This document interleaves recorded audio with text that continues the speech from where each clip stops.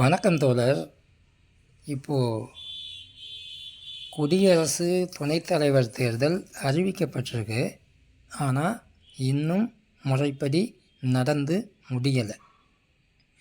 இந்த நிலைமையில் சேலத்தில் குடியரசு துணைத் தலைவருக்கு வாழ்த்துகள் அப்படின்னு போஸ்டர் ஒட்டப்பட்டிருக்கு. இதை பற்றி உங்கள் கருத்து என்ன? வணக்கம் தோழர்.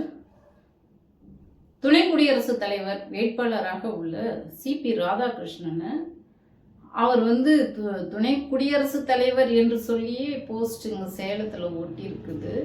உண்மையிலேயே அதை பார்க்கும்போது எனக்கு 2016 சட்டமன்ற தேர்தல் தான் ஞாபகத்துக்கு வருது. ஏன்னா முன்னணி நிலவரமாக அறிவிச்சிட்டு இருக்கும் பொழுதே சட்டமன்ற தேர்தலின் போது பிரதமராக இருந்த மோடி அவர்கள் அம்மையார் ஜெயலலிதாவுக்கு வாழ்த்து சொன்னார்.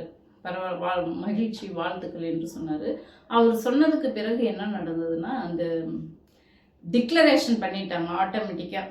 குறைந்த லீடிங்கில் போயிட்டு இருந்ததெல்லாம் ஆட்டோமேட்டிக்காக டிக்ளரேஷன் பண்ணிட்டாங்க. அப்போ அந்த 2016 தேர்தலில் திமுக வெறும் 500 ஓட்டு 1000 ஓட்டு இந்த டிஃப்ரென்ஸ்லேயே அப்போ தோல்வியை காட்டிட்டாங்க. அதுதான் எனக்கு ஞாபகத்துக்கு வருது.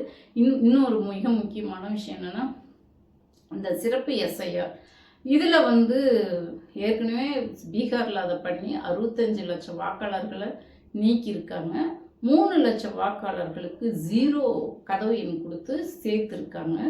ஒரே வீட்டில் 190 பேர் இருக்கிறதா கணக்கு கட்டியிருக்காங்க. அந்த வீடு பல ஆண்டுகளாக பூட்டி கிடக்கிறதாக சொல்கிறாங்க. இந்த காலகட்டத்தில் தேர்தல் கமிஷன் இந்த மாதிரி முறைகேடுலாம் நடந்திருக்குன்னு சொல்லக்கூடிய இந்த நேரத்தில் இந்த மாதிரி இவங்க முன்கூட்டியே வேட்பாளருக்கு வாழ்த்து மன்னிக்கவும் துணை ஜனாதிபதி என்று வாழ்த்து சொல்வது சந்தேகத்தை ஏற்படுத்துது.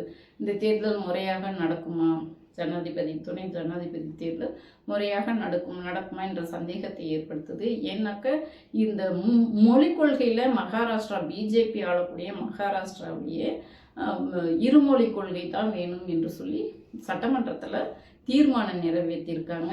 பிஜேபி கட்சியை சார்ந்த அந்த கட்சிக்காரங்களே மொழி கொள்கையில் மகாராஷ்டிராவில் பிஜேபிக்கு எதிராக இருக்காங்க. அவங்க கூட்டணி கட்சியை சார்ந்தவங்களும் எதிராக இருக்காங்க. அப்படி இருக்கும்போது பிஜேபிக்கு எதிரான எம்பிக்கள் மறைமுக ஓட்டு என்று வரும்போது மாற்றி போடுவதற்கும் வாய்ப்பு இருக்குது.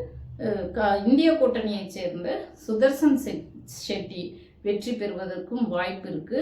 ஆனாலும் இவங்க இந்த தேர்தல் முன்கூட்டியே வெற்றி, அதாவது துணை ஜனாதிபதி என்று போஸ்டர் அடித்தது இது தேர்தல் முறையாக நடக்குமா என்ற சந்தேகத்தை ஏற்படுத்துகிறது.